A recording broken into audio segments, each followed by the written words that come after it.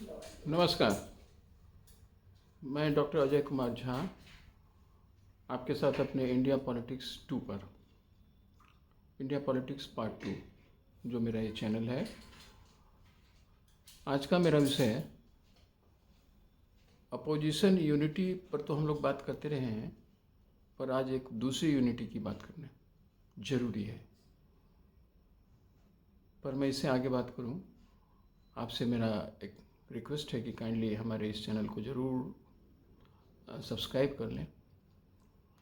इससे मेरा मोटिवेशन होता है और आपका तो कुछ जाता नहीं, मुझे कुछ फ़ायदा होता है कि एक इंस्पिरेशन मिलती है। अपोजिशन यूनिटी की बात इधर लगातार एक लंबे समय से चल रही है और उस पर काम भी शुरू हो गए। अभी हम लोगों ने देखा कि एक बैठक तो अभी पटना में हुई थी, उसके पहले से भी वैसे राजनीतिक दलों में आपसी विचार विमर्श तो फॉर्मल इनफॉर्मल लेवल पर चल ही रहे थे, लेकिन एक फॉर्मल जो पटना में बैठक हुई उसके बाद अब आगे की प्रक्रिया चल रही है। हालांकि इस बीच में कई कंट्राडिक्शंस वहाँ दिखे हैं, पर चलिए आज मैं उसकी बात नहीं करूँगा। आज मैं अपोजिशन पार्टी की यूनिटी के बरक्स एनडीए की यूनिटी, एनडीए भी अपने यूनिटी ड्राइव में लग चुकी है और वो पहले से लगी हुई है।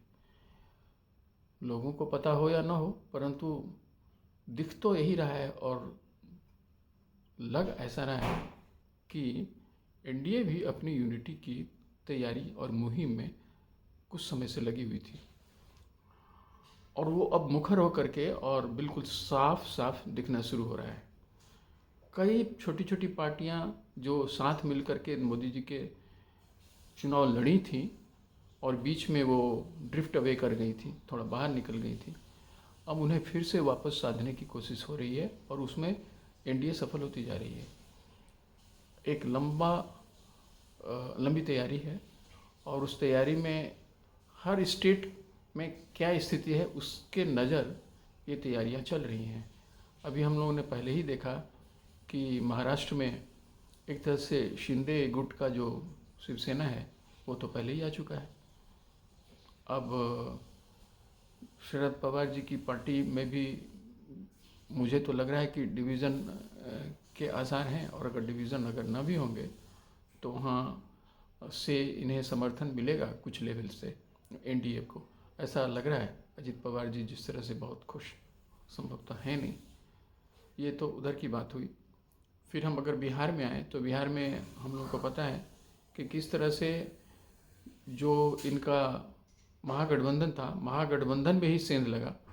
सेंध अब मोदी जी की तरफ से मतलब भाजपा की तरफ से लगा हुआ ये ज़रूरी बिल्कुल नहीं है, क्योंकि जिस तरह से परिस्थितियां बदली उसमें अभी हम लोगों ने देखा कि जीतन मांझी जी ने महागठबंधन छोड़ दिया है और कारण भी सामने आया।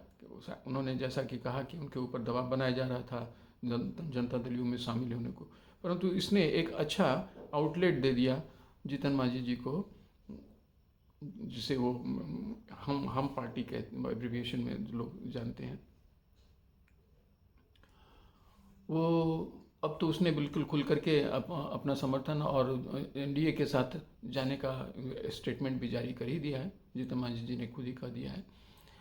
वो तो है ही। उपेंद्र कुशवाहा जी पहले से ही महागठबंधन से अलग ही चल रहे थे, तो मिलने के बाद बहुत ज़्यादा जो उम्मीद बना करके उन्होंने वो महागठबंधन को ज्वाइन किया था वो तो हुआ नहीं, इसलिए वो भी बाहर ही हो गए थे और उसका फ़ायदा उन्होंने भी लेना चाहा, एनडीए ने भी लेना चाहा और वो अब एनडीए के इतने करीब हैं कि शायद उनके बीच भी कुछ ऐसा कुछ हो ही गया है कि वो भी अब शामिल हो ही रहे हैं एनडीए के साथ। इसके अलावा चिराग पासवान के साथ बराबर कई तरह के कयास लगाए जाते रहे हैं। चिराग पासवान जी तो तैयार ही थे पहले से ही, वो कहते रहे हैं कि वो मोदी जी के बहुत बड़े समर्थक हैं, बल्कि उन्होंने तो यहाँ तक कहा था कि वो हनुमान है। लेकिन उसके बाद much water has flown down the Ganges जो हम कहते हैं ना, तो वो तो हो ही चुका था। नीतीश जी से उनका मिलान संभव था नहीं, लेकिन अब आगे ऐसा लग रहा है कि चिराग पासवान जी भी संभव तो आने वाले हैं उनके साथ। लेकिन अब इसके साथ एक कंट्राडिक्शन तो है, उनके चाचा जी जो हैं पशुपतिनाथ पारस जी, पासवान जी वो ऑलरेडी कैबिनेट में हैं। हालांकि उन्होंने कहा था कि वो कभी दोनों साथ नहीं होंगे, परंतु ये राजनीति है, वो भी साथ रहेंगे ही। मुझे ऐसा नहीं लगता है कि वो छोड़ करके जाएंगे। अब इसके अलावा मुकेश सहनी जी हैं बिहार में, वो भी काफ़ी नज़दीक आए हुए से दिखते हैं एनडीए के। वो भी जुड़ने वाले हैं, पहले वो भी थे साथ में लेकिन वो भी अलग हो चुके थे, वो भी आ रहे हैं। अब ऐसे में जो छोटी बड़ी पार्टियां जो बिहार में हैं वो तो साथ जुड़ ही रही हैं जहाँ तक मैं समझता हूँ। और इतना ही नहीं, खुद ऐसे लोग भी हैं जो दूसरी पार्टियों में थे, जैसे आरसीपी, जैसे रामचंद्र प्रसाद जो आईएएस ऑफिसर थे और जो कैबिनेट में भी मिनिस्टर थे दिल्ली के मोदी जी के साथ थे, तो वो भी आ ही चुके हैं पार्टी में, एनडीए में शामिल हो चुके हैं। तो बिहार से तो सब काफ़ी पुख्ता हो ही चुका है। आगे यूपी की भी बात करें तो वहाँ छोटी छोटी पार्टियां भी कुछ पहले से ही एनडीए के साथ हैं, लेकिन जो थोड़ी छुटकी हुई थी तो उसमें ओम प्रकाश राजभर जी भी अब कुछ ऐसा लग रहा है कि वो भी ज्वाइन करने ही वाले हैं एनडीए के साथ, वो होने वाले हैं। अब क्या होगा देखते हैं, लेकिन एनडीए उस तैयारी में है कि वहाँ उन्हें भी जोड़ा जाए फिर, और वो भी उसके गठबंधन का हिस्सा बने। और भी वहाँ जो कुछ भूले बिसरे लोग हैं, कुछ छूटे हुए से लोग हैं, उन्हें भी भाजपा साथ लाने की तैयारी कर रही है। अगर पंजाब में देखें तो अकाली दल वह भी छिटक गया था किसान बिल को लेकर के, कृषि बिल को लेकर के। तो चूँकि कृषि बिल तो ऐसे ही वो उसको तो मोदी जी ने तो वो पहले ही उसे वापस ले ही लिया था। तो अब ऐसा कोई कारण नहीं दिखता कि अकाली दल वापस इनके भाजपा के साथ न जुड़े और एनडीए के साथ न जुड़े। काफ़ी संभावनाएं बढ़ गई हैं कि वो भी आ ही रहे हैं, वहाँ भी वही स्थिति होने वाली है। राजस्थान की देखें तो पायलट तो सचिन पायलट तो वैसे भी थोड़ा छुप चल रहे हैं, वैसे वो बार बार अपना एक स्टैंड ले रहे हैं, परंतु उसका फ़ायदा एनडीए को तो मिलेगा ऐसा भी लग रहा है। पर हु नोज़ कल क्या होगा, वहाँ भी सचिन पायलट क्या करेंगे। अब उस तरह से अगर आप देखें आहिस्ते आहिस्ते अगर हम सदर्न साइड में अगर बढ़ें तो वहाँ भी चीज़ें एनडीए के साथ होती हुई सी नज़र आ रही हैं। और वहाँ भी ऐसा लग रहा है कि चीज़ें एनडीए के समर्थन में जा रहा है। वहाँ लोग जुड़ने वाले हैं। चंद्रबाबू नायडू एनडीए में फिर से वापस आने वाले हैं, ऐसा बिल्कुल साफ लग रहा है। उसके साथ भाजपा का गठबंधन होगा, एनडीए उसमें का वो हिस्सा बनेंगे, ये बिल्कुल तय सा हो चुका है। इसके अलावा अगर हम देखें तो कर्नाटक में जहाँ अभी ये हारे हैं, भाजपा हारी है, एनडीए हारा है, तो वहाँ जेडीएस के साथ इनका गठबंधन हमें लग रहा है कि वो अपने अंतिम चरण पर चल रहा है। वहाँ भी उनका एग्रीमेंट होना ही है, तो वो भी उसके हिस्सा बनेंगे।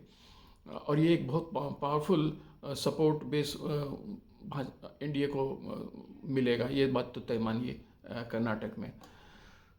वैसे भी पिछली बार भी कर्नाटक में एनडीए को काफ़ी सीटें मिली थी। अब काफ़ी क्या सारी की सारी सीटें तो एनडीए के साथ गई ही थी, दो एक को छोड़ दें तो। इसके अलावा तमिलनाडु में वैसे तो भाजपा चाह रही है कि उसका इंडिपेंडेंट ही वहाँ इलेक्शन वो लड़े, परंतु मुझे लग रहा है कि वहाँ एआईएडीएमके के साथ इनका कोई ना कोई कुछ ना कुछ एग्रीमेंट तो आज न कल होगा। हालांकि अभी हाल में अभी जैसे वहाँ अन्नामलाई साहब वहाँ के जो अध्यक्ष हैं भाजपा के, उनके स्टेटमेंट से थोड़ा वहाँ पर तल्खी आई थी एआईएडीएमके में भी, लेकिन वो सब चीज़ें पाट ली जाएंगी, मुझे ऐसा लग रहा है। तो वहाँ वो भी आएंगे, तो ये एक बहुत बड़ी बात होगी एनडीए गठबंधन के लिए।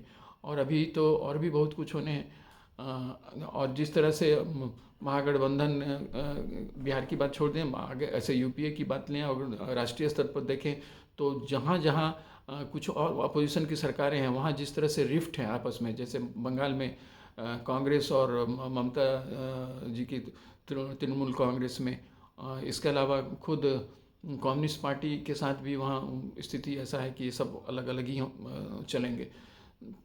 ऐसे में अच्छा एक छत्तीसगढ़ है, छत्तीसगढ़ में भी अभी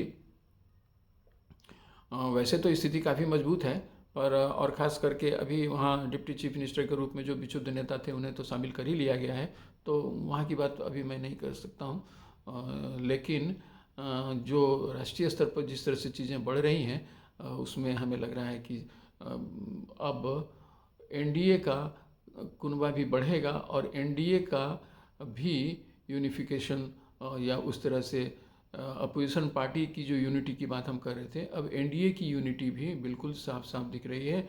और अब ऐसे में एनडीए वर्सेस अपोजिशन पार्टी की ज़बरदस्त फाइट 2024 के इलेक्शन में देखने को मिलेगी। और जहाँ तक मुझे लगता है कि अपोजिशन पार्टी की जो यूनिटी की संभावना दिख भी रही थी, अब उसमें भी कई सारे पेंच नज़र आने लगे हैं। अब शरद पवार जी की पार्टी भी क्या करती है अंत में, वो अभी भी वो थोड़ा डाउटफुल है। वैसे अभी तक तो वो उनके साथ चली रही है, पर अभी कहना मुश्किल है। चलिए देखते हैं। तो ये एक इंटरेस्टिंग बात ये हुई कि opposition unity versus NDA unity, अब दोनों के बीच ज़बरदस्त लड़ाई होने वाली है 2024 में। और उसके सिरमौर होंगे स्वयं प्रधानमंत्री मोदी जी। अब देखते हैं इधर कौन लोग होंगे, कौन लीड करेंगे, अभी तक तो पता नहीं है। आने वाले समय में पता चल भी जाए। अब राहुल जी होंगे या कोई और होंगे या कोई होंगे ही नहीं, ये सब चीज़ें उधर तो अभी हैं, परंतु इधर की तैयारी भी काफ़ी पुख्ता चल रही है एनडीए की ओर से। Thank you. Please subscribe my channel, like my channel and share my channel. फिर मिलते हैं। जय हिंद।